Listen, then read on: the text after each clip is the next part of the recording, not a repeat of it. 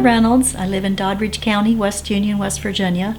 I live out in the country, and this is where I work. This was a barn to start with, and so we redid it, and now we live in it. And basically the whole upper loft area is where I work. I do glass work. I don't do stained glass. I don't blow glass. I'm basically, I slump it, I try to manipulate the glass, and then I always try to add a little bit of hand painting on it. Sometimes I buy my glass, sometimes I use flat glass and slump it.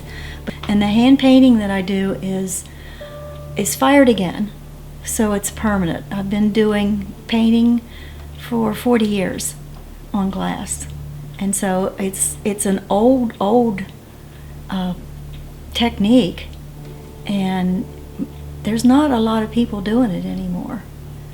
But to get to the painting process, I may have to cut a piece of glass. So I have a glass saw, and then after I saw it, I will take it and I'll grind it, and then I will put it in the kiln, and I'll heat it up to maybe 1300 degrees, somewhere around that nature, until it slumps.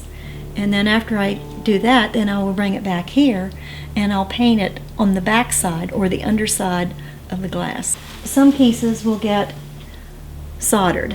This is the piece that I've started. It's not finished yet. So I had to grind the edges so they will fit nicely together. And then after I do that, then I take it to my soldering station, and I use copper foil, wrap the edges, and then I'll put the solder on it. By sandblasting so long, I was able to cut this edge on this piece of glass. I'm cutting out a leaf to show you what this piece would look like. And you peel the backing off. This is adhesive. And then you would put it on the glass. And then when you use the sandblasting thing, and it's not sand in the machine, it's an aluminum oxide grit. And when you use the nozzle and you go back and forth across, then it gives this effect, satin. And then when you peel off the adhesive vinyl, then you have the clear area left behind. The same process, but a totally different look. This piece started off as a carnival glass look. And I cut out all the adhesive vinyl and put it on there, and you can see I kept going across it and across it and across it to get deeper and deeper and deeper.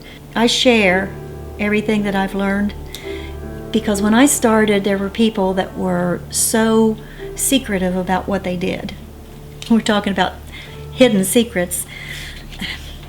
I put orange paint on this glass, and then I sponged on silver nitrate. And then once it's fired, then you have this effect. I think it's really interesting. But I really love to experiment and try to find out how to do new things. That's one of the things I really enjoy. And that's why I started slumping glass, because I really wanted to be able to take the glass from the beginning, as opposed to always having to buy a piece from someone else. If you want to be in business, then you need to have something to sell when you go to craft shows, and you need to have the things that maybe somebody wants to pick something up for $20. So you have that item. And it's very difficult for an artist, because it takes your time away from doing that fantastic, glorious piece that makes your heart sing. But then you still need to do that if you want to be in business.